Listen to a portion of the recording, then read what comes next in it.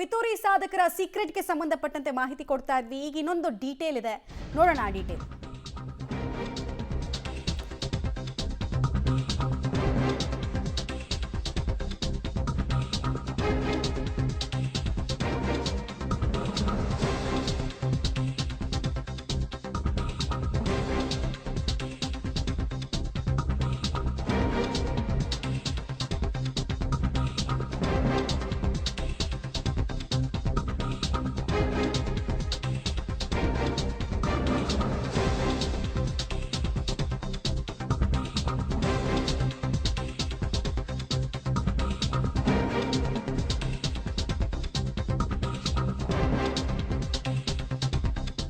ಧರ್ಮಸ್ಥಳದ ವಿರುದ್ಧ ಸಂಚಾಗಿದೆ ಅನ್ನೋದನ್ನ SIT ಹೇಳಿದೆ ಅನ್ನೋ ಸುದ್ದಿಯನ್ನ ಮೊದಲು ಬ್ರೇಕ್ ಮಾಡಿದೆ ನಿಮ್ಮ ಪಬ್ಲಿಕ್ ಟಿವಿ.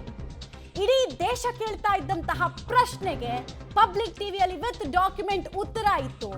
ಎಲ್ಲೆಡೆ ಪಬ್ಲಿಕ್ ಟಿವಿ ಸುದ್ದಿ ಅದೇ ಚರ್ಚೆ ಆಗ್ತಾ ಇದೆ, ವಿಶ್ಲೇಷಣೆಗಳಾಗ್ತಾ ಇದೆ. ನಾವು ನಂಬ್ಕೊಂಡಿದ್ದವರು, ನಂಬಿದವರು ಅರೆ ಕ್ಷಣಕ್ಕೆ ನಾವು ಹೀಗೂ ಇರಬಹುದಾ ಅಂತ ನಮಗೆ ಒಂದು ಜಿಜ್ಞಾಸೆ ಇತ್ತು.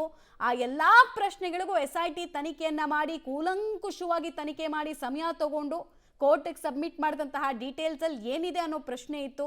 ಕೋರ್ಟಲ್ಲಿ ಹಿಂಗಿಂಗ್ ಸಬ್ಮಿಟ್ ಮಾಡಿದ್ದಾರೆ ಅಂತ ಫಸ್ಟ್ ಸುದ್ದಿಯನ್ನ ಬ್ರೇಕ್ ಮಾಡಿದೆ ನಾವು.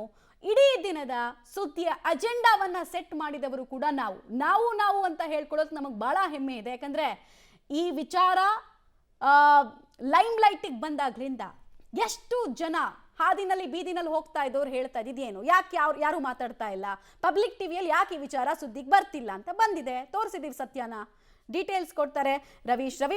ಬಹಳ ಹೆಮ್ಮೆ ಇದೆ ನಮ್ಗೆ ಈ ಸುದ್ದಿಯನ್ನ ಮೊದಲು ಬ್ರೇಕ್ ಮಾಡಿದ್ದಕ್ಕೆ ರವೀಶ್. ಯಾಕಂದ್ರೆ ಜನಮಾನಸದಲ್ಲಿ ಒಂದು ನರೇಷನ್ ಬಿಲ್ಡ್ ಆಗಿತ್ತು, ಜನಮಾನಸದಲ್ಲಿ ಒಂದು ದ್ವಂದ್ವ ಇತ್ತು. ಆ ಎಲ್ಲಾ ದ್ವಂದ್ವ, ನರೇಷನ್ ಮತ್ತು ಷಡ್ಯಂತ್ರದ ಸ್ವರೂಪ ಹೇಗಿತ್ತು ಅಂತ ರಿವೀಲ್ ಮಾಡಿದ್ವಿ. ಈಗ ಈ ಸುದ್ದಿಯ ಸಂಚಲನ ಯಾವ ರೀತಿ ಆಗ್ತಾ ಇದೆ, ರಾಜಕೀಯ ಪಡಸಾಲೆಯಲ್ಲಿ ಆಗ್ತಾ ಇರುವ ಚರ್ಚೆಗಳು ಏನು ರವೀಶ್?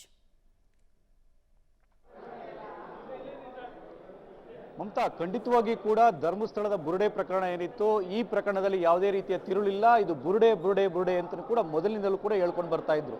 ಆದರೆ ಅದಕ್ಕೆ ಎಲ್ಲೋ ಒಂದ್ ಕಡೆ ಪೂರಕವಾಗಿರ್ತಕ್ಕಂಥದ್ದು ಮತ್ತೆ ಸಾಕ್ಷಿ ಸಮೇತ ಎಲ್ಲೋ ಒಂದ್ ಕಡೆ ಅದನ್ನ ಯಾವ ರೀತಿ ಚಾರ್ಜ್ ಶೀಟ್ ಅನ್ನ ಸಲ್ಲಿಸಿದರೆ, ಪ್ರಾಥಮಿಕ ವರದಿಯನ್ನು ಕೊಟ್ಟಿದ್ದಾರೆ ಅನ್ನೋದನ್ನ ನಮ್ಮ ಪಬ್ಲಿಕ್ ಟಿವಿ ಅಂದ್ರೆ ಪ್ರಪ್ರಥಮ ಬಾರಿಗೆ ಅಂದ್ರೆ 9 ಗಂಟೆಯ ಸಂದರ್ಭದಲ್ಲಿ ಅದನ್ನ ಪ್ರಸಾರ ಮಾಡಿತ್ತು. ಸುಮಾರು 1.5-2 ಗಂಟೆಗಳ ಕಾಲ ಆ ಒಂದು ಚಾರ್ಜ್ ಶೀಟ್ ನ ಅಂಶಗಳು ಕೂಡ ಎಲ್ಲೂ ಕೂಡ ಬೆಳಕಿಗೆ ಬಂದಿರಲಿಲ್ಲ.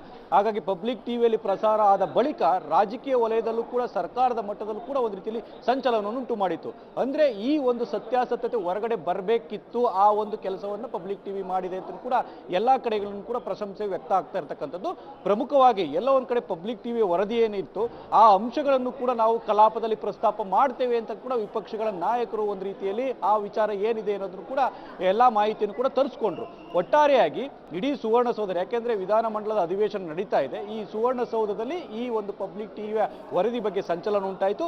ತದನಂತರ ಸರ್ಕಾರದ ಮಟ್ಟದಲ್ಲಿ ಗೃಹ ಸಚಿವ ಪರಮೇಶ್ವರ್ ಅವರು ಸದನ ನಡೀತಾ ಇರತಕ್ಕಂಥ ಹಿನ್ನೆಲೆಯಲ್ಲಿ ಅದಕ್ಕೆ ಯಾವುದೇ ರೀತಿಯ ರೆಸ್ಪಾನ್ಸ್ ಅನ್ನ ಮಾಡಿಲ್ಲ. ಜೊತೆಗೆ SIT ಮುಖ್ಯಸ್ಥರಾಗಿರ್ತಕ್ಕಂಥ ಪ್ರಣಬ್ ಮೋಹಂತಿ ಅವರನ್ನ ಈ ಒಂದು ಸುವರ್ಣಸೌಧಕ್ಕೆ ಕರೆಸಿಕೊಂಡು ಅವರಿಂದ ಮಾಹಿತಿ ಪಡೆಯುವಂತಹ ಕೆಲಸವನ್ನು ಕೂಡ ಮಾಡಿದ್ದಾರೆ.